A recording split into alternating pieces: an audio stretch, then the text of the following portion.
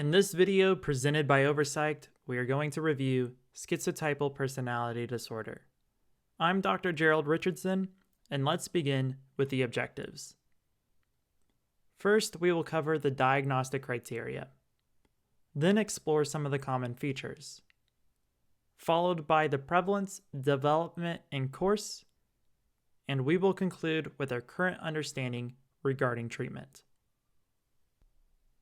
The DSM, or Diagnostic and Statistical Manual of Mental Disorders, defines schizotypal personality disorder with the following diagnostic criteria.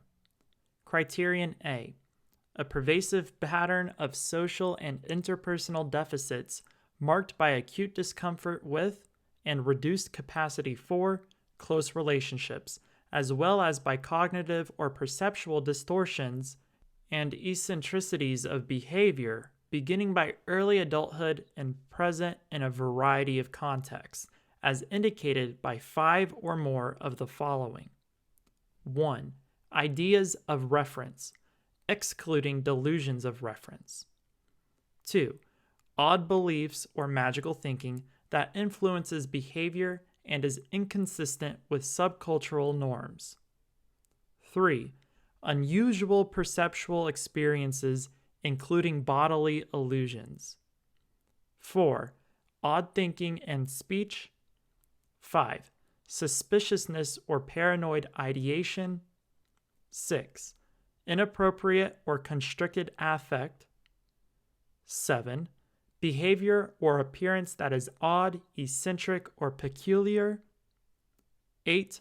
Lack of close friends or confidants other than first-degree relatives. 9. Excessive social anxiety that does not diminish with familiarity and tends to be associated with paranoid fears rather than negative judgments about self. And criterion B: does not occur exclusively during the course of schizophrenia, a bipolar disorder, or depressive disorder with psychotic features, another psychotic disorder, or autism spectrum disorder. So now that we have our definition, let's explore some of the common features. So in schizotypal personality disorder, the main features are social deficits, a reduced capacity for relationships, and eccentricities. Some of the common odd beliefs or magical thinking include the following: a preoccupation with paranormal phenomena, clairvoyance, telepathy, a sixth sense, and in children and adolescents, they may have bizarre fantasies or preoccupations. This magical thinking or odd beliefs is what helps differentiate schizotypal personality disorder from some of the other disorders. These individuals often have odd thinking and speech too, which may include the following. They might be considered vague or circumstantial. Circumstantial is when, for example, someone asks an individual a question, and instead of answering the question directly, they start talking about many other things that are only slightly related or might not be related at all, and then eventually get back to the topic. They could also be considered metaphorical, over-elaborate, stereotyped, or idiosyncratic. They also frequently have ideas of reference, which is an incorrect interpretation of casual incidents and external events as having a specific meaning towards the person. So an example would be, the dialogue from the actor on the television is about me. Note, ideas of reference should be distinguished from delusions of reference. Delusions of reference have the characteristic of delusional conviction. Delusional conviction describes when an individual is experiencing a delusion and you cannot convince the person otherwise that what they're experiencing isn't true or real. So a person with a persecutory delusion is convinced that someone else is trying to harm them, and no matter what evidence you show them or what you say to the individual, you cannot convince them otherwise. Ideas of reference, which are observed in schizotypal personality disorder, does not have this delusional conviction. Individuals with schizotypal personality disorder are often suspicious and may have paranoid ideation. They may also dress eccentrically, and they may be anxious in social situations, particularly those involving unfamiliar people. And one of the key characteristics of schizotypal personality disorder is that this does not easily abate, even with increased time spent in the setting. Some people who have social anxiety will start to feel more comfortable the longer they are in the setting. But in schizotypal personality disorder, this improvement in their anxiety is not typically observed. In fact, the individual may become increasingly more tense and suspicious as the social event carries on.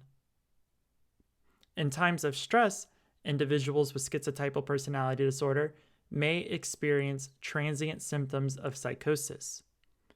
Usually, this is too brief to meet criteria for a psychotic disorder, but sometimes individuals may meet criteria for brief psychotic disorder, schizophreniform disorder, delusional disorder, or schizophrenia. So next, let's discuss the prevalence, development, and course. The exact cause of schizotypal personality disorder is uncertain, but there are some links with schizophrenia. It's thought to be part of the schizophrenic spectrum of disorders, including schizoid and paranoid personality disorders. So the cluster A personality disorders have a link with schizophrenia. Schizotypal personality disorder is more prevalent among first-degree biological relatives with schizophrenia, which may indicate a genetic component. There is also some evidence that certain parenting styles, as well as early separation and childhood trauma or neglect, may increase the risk of developing schizotypal traits. Over 50% of individuals with schizotypal personality disorder tend to experience at least one major depressive episode. 30 to 50% of individuals will have a concurrent diagnosis of major depressive disorder.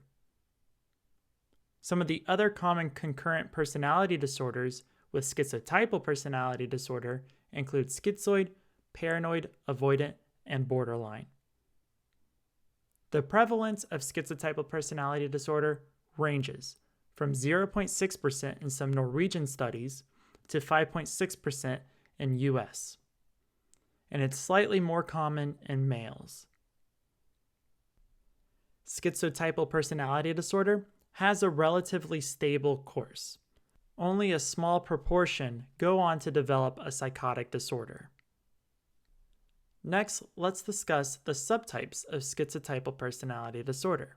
Now, these are not described in the DSM, but Theodore Millen described a few subtypes that you may encounter. First is insipid schizotypal. This is a passive detached pattern, a sense of strangeness and non-being, sluggish, indifferent, and vague thoughts.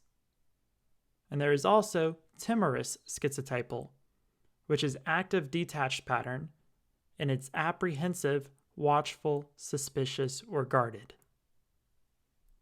So now that we have a working idea of what schizotypal personality disorder is, let's discuss our current understanding regarding its treatment. When individuals seek treatment, it is typically due for their commonly comorbid symptoms of anxiety or depression, rather than for the personality disorder features. Antipsychotics have been used, however, there is doubt whether this is effective. They tend to be more helpful for short-term treatment rather than long-term. Antidepressants are sometimes used, but they tend to be more helpful when there is premorbid depression. Therapy is also a consideration, but it's difficult to develop rapport with these individuals due to the feature that increased familiarity and intimacy usually increases their level of anxiety. And group therapy is helpful only when the group is well structured and supportive. So currently, treatment for schizotypal personality disorder is limited. This concludes our discussion on schizotypal personality disorder. Thank you for watching, and be sure to check out Overpsyched.com for more resources.